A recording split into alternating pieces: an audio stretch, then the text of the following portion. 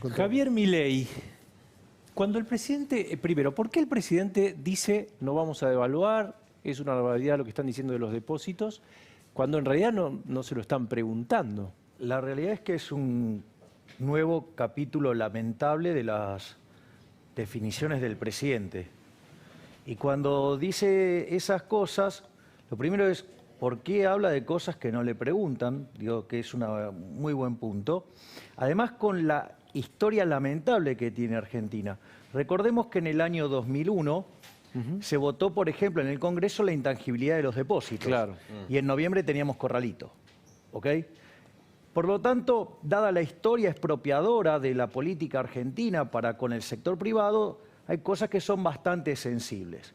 Por otra parte, lo otro que hay que decirle es, mirá, ya están tocando los depósitos. ¿Por qué? A ver. Porque cuando vos mirás las reservas internacionales netas del Banco Central, son negativas. ¿Cómo es que son negativas?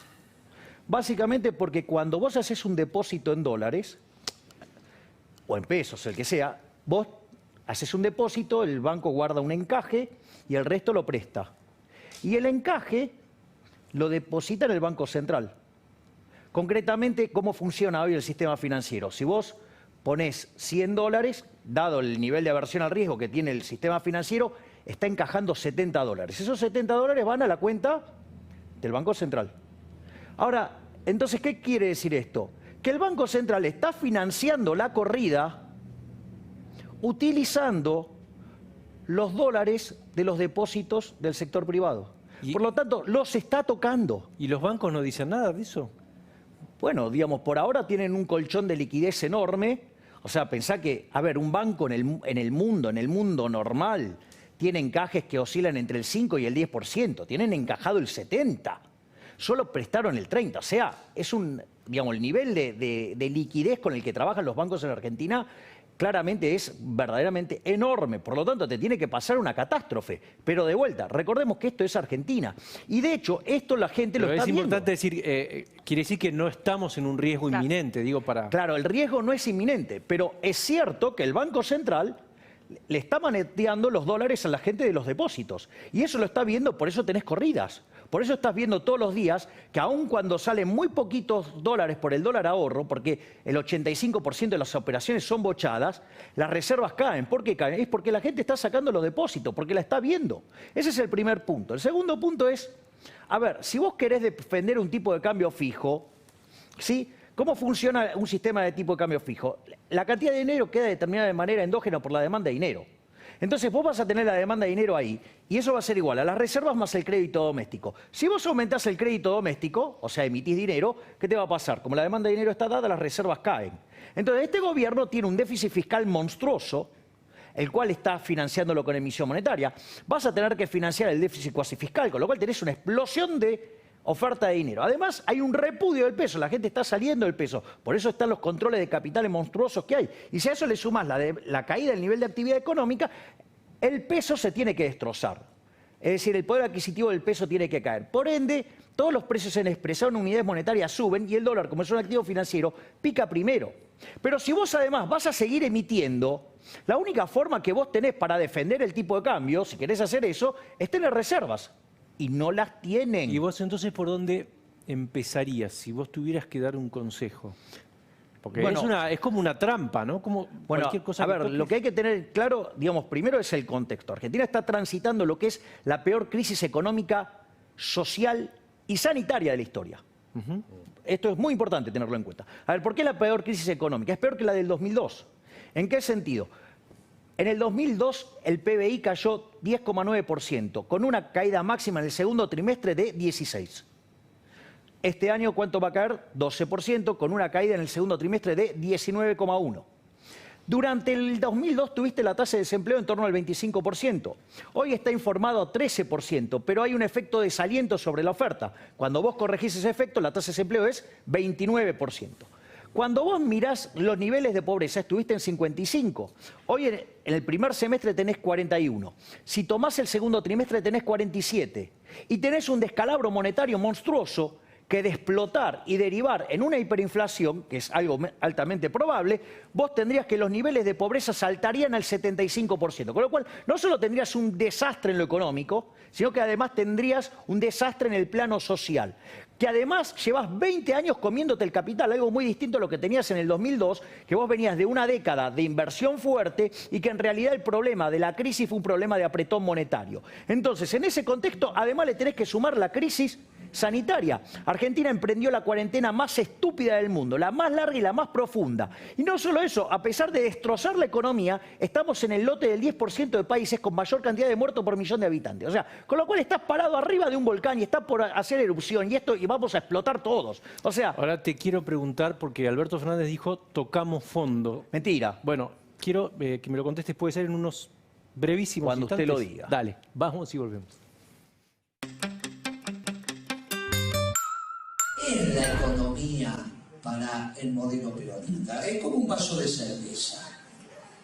Tenés la parte amarilla y la parte blanca.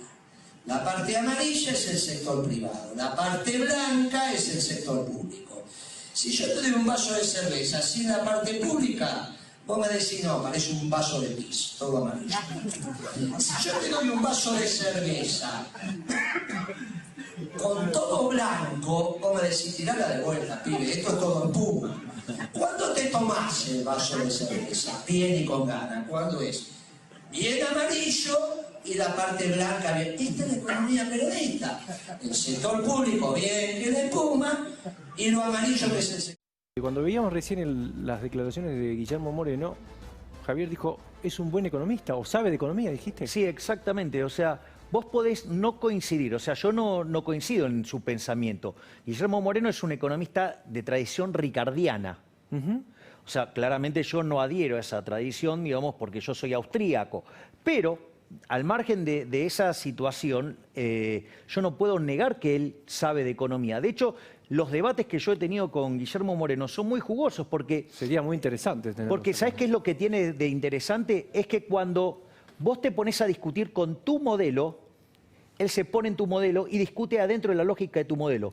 Y obviamente es algo que yo también manejo regularmente, que es, me pongo en la lógica del modelo del otro. Entonces, hemos tenido muy buenos debates ahí. De hecho, hay uno que dura como 2 horas. Que... Bueno, vamos Javier, a hacerlo, quiero llevarte un poco de vuelta a lo que te había preguntado Pancho. Porque vos decís, bueno, estamos frente a una crisis inédita, ¿no? Peor que la del 2001 y no sé en qué otras crisis estás pensando, ¿no? Está peor que la del 2002. Bien, exactamente. Perfecto. En este sentido, ¿qué medidas crees que el gobierno hoy debería tomar para poder resolver la situación política, teniendo en cuenta que vos también en tu diagnóstico dijiste, ok, si tomamos ciertas medidas, la pobreza sube al 75%. Entonces, viendo cómo equilibrar la cuestión del equilibrio macroeconómico con la armonía social. No es de las medidas que yo tomaría. No, por eso te pregunto las medidas que vos tomarías. Este gobierno que quiere apagar un incendio con un lanzallamas puede terminar generando una hiperinflación, están todas las condiciones dadas para que eso exista y, digamos, puede ocurrir. Ahora, lo que vos tenés que hacer, el problema de Argentina es un problema de inconsistencia macroeconómica.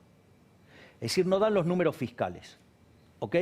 Vos, por ejemplo, ¿qué es lo que asegura la consistencia fiscal? Que vos te den los números, que vos puedas repagar la deuda. Vos para poder repagar la deuda, si necesitas tener un superávit primario de por lo menos 2 puntos del PBI, Argentina este año va a 8. Este gobierno no tiene voluntad de ajustar. Y el problema que vos tenés, y que tenía muy bien, digamos, con el colega que está haciendo, digamos, toda la cobertura de lo que fue IDEA, es que para que un plan de estabilización funcione y sea exitoso y sea expansivo, cuando vos generás el ahorro fiscal, que genera el ajuste, tiene que tener como contrapartida un aumento de la inversión. El aumento de la inversión tiene varias facetas. Una es que te crean que el plan sea consistente, que sea creíble. Bueno, no tiene reputación este gobierno, por lo tanto todo lo que hace es no creíble. Pero no solo eso, que además te miente. Y como si todo esto fuera poco, se vulneran sistemáticamente los derechos de propiedad.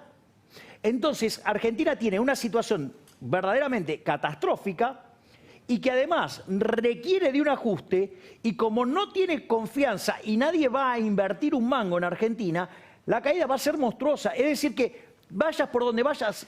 Pero digamos, me estás esquivando la pregunta. un minuto. no te estoy esquivando la pregunta. Pero ¿Sabes pará. lo que pasa? Vos sabés lo que tendrías que hacer, sacar a todos los orcos y tirarlos por la ventana. Y pero así Aquí, no se puede. Incluida la cámpora.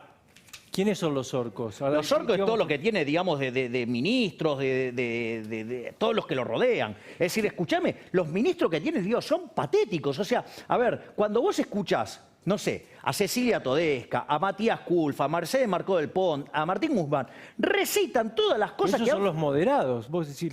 Bueno, imagínate que quieren redoblar la apuesta, digamos, o sea, traer un ejército de Nerones para apagar el incendio.